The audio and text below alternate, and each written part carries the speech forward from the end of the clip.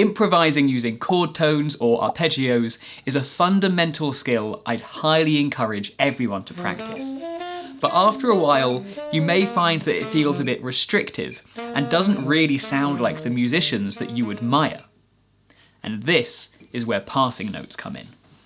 Passing notes are notes that get us from one chord tone or arpeggio note to another. So for example, in a C major chord with the notes C, E and G, I could use a D to get me from the C to the E, an F to get me from the E to the G, and so on and so on.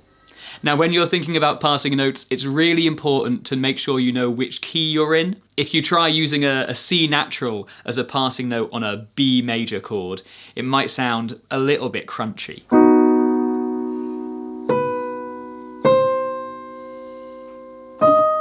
Whereas the C sharp is a lot smoother. You could also use chromatic notes as passing notes, which is something that Cannonball, Bird, etc. do all the time. But for today, I'm just going to focus on diatonic passing notes to keep things a little bit more simple. So if we add some of these passing notes into our improvisations, it might sound a little bit like this.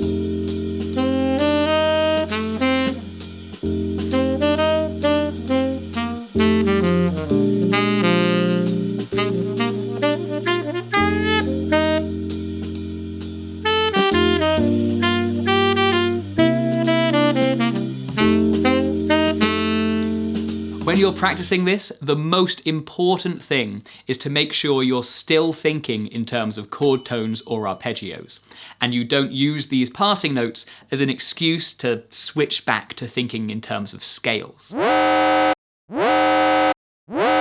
So start off just improvising with arpeggios, and then start to use some of these passing notes to connect a few of them. Remember, you do not have to connect all of the chord tones together. One of the most used bits of jazz language is the 1-2-3-5 shape, which is a 3-note arpeggio with just a single passing note connecting the root and the third.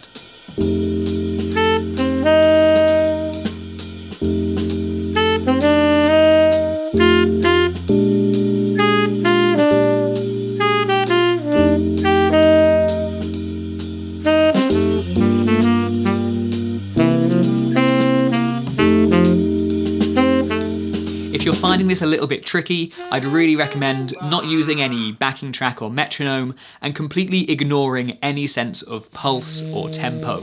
So you can spend as long as you need thinking about each individual passing note between the chord tones. And then once it's a bit easier, add that sense of tempo or pulse back in.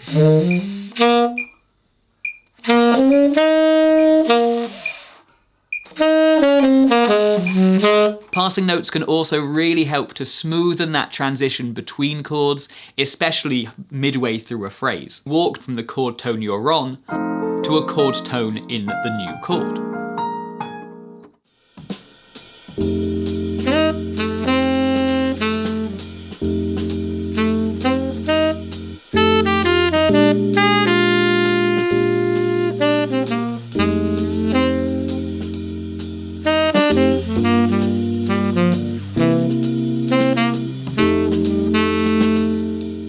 As I mentioned earlier, passing notes can also be chromatic, which we'll go over a little bit more in a future video.